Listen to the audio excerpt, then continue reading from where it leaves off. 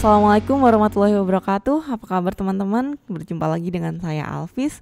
Nah, di pertemuan ke-9 kita akan membahas tentang penyusunan anggaran. Langsung aja. Penyusunan anggaran sebenarnya sih kita udah bahas juga di akuntansi manajemen di semester sebelumnya. Jadi di sini kita akan sedikit mengulang dan ada tambahan materi yang nanti akan saya sampaikan.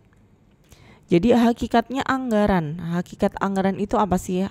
Di sini anggaran itu merupakan alat penting untuk perencanaan dan pengendalian jangka pendek yang efektif dalam organisasi. Nah, sebelumnya kita bahas tentang perencanaan strategis. Kalau perencanaan strategis ini lebih ke pengendalian jangka panjang. Sedangkan kalau untuk anggaran ini lebih ke pengendalian yang jangka pendek. Karena suatu anggaran operasi ini biasanya meliputi waktu 1 tahun dan menyatakan pendapatan dan beban yang direncanakan untuk tahun tersebut.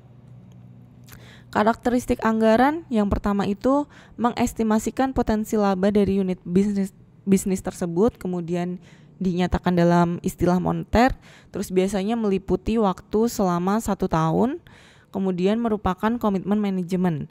Nah, kenapa komitmen manajemen? Karena anggaran ini nantinya akan dibandingkan antara rencana anggaran sama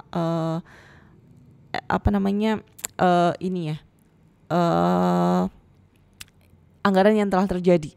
Nah, kemudian usulan anggaran itu ditinjau dan disetujui oleh pejabat yang lebih tinggi wewenangnya dari pembuat anggaran. Setelah disetujui, anggaran hanya dapat diubah dalam kondisi-kondisi tertentu. Jadi untuk revisi anggaran itu tidak bisa dilakukan sewaktu-waktu, tapi ada beberapa waktu ataupun kondisi tertentu yang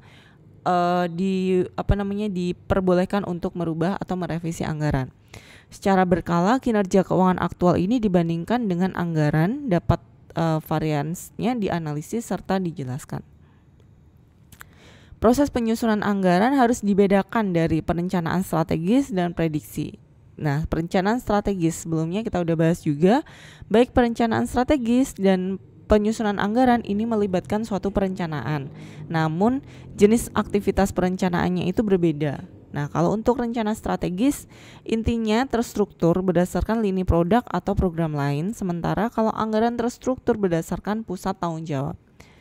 Nah, kalau prediksi, jadi prediksi ini kalau anggaran itu kan suatu rencana manajemen dengan asumsi implisit bahwa langkah-langkah positif dan diambil oleh pembuat anggaran manajer yang menyusun anggaran guna membuat kegiatan nyata sesuai dengan rencana. Tapi kalau prediksi ini hanya suatu perkiraan, terus apa yang mungkin terjadi, tetapi tidak mengandung implikasi bahwa pembuat prediksi ini akan berupaya untuk membentuk kejadian ini sesuai dengan prediksi yang terrealisasi.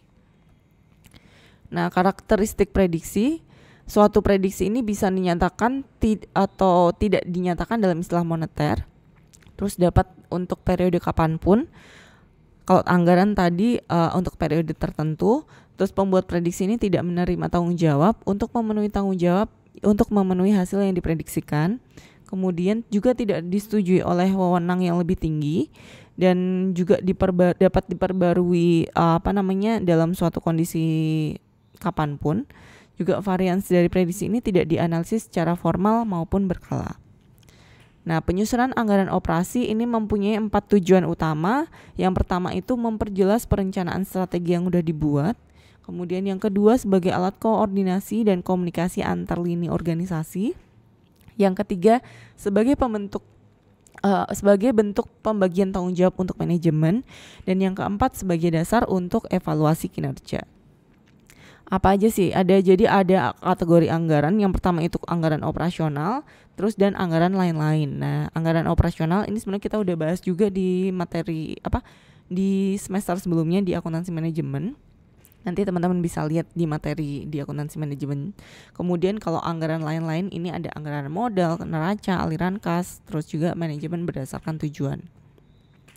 Proses penyusunan anggaran yang pertama itu dari organisasi, kemudian menerbitkan pedoman, kemudian menerbitkan proposal anggaran permulaan, lalu bernegosiasi, terus mereview dan disetujui adalah persetujuan, kemudian ada revisi anggaran. Namun revisi anggaran ini tidak bisa dilakukan sewaktu-waktu, tapi yang tadi sudah saya sebutkan revisi anggaran hanya bisa dilakukan pada kondisi-kondisi tertentu.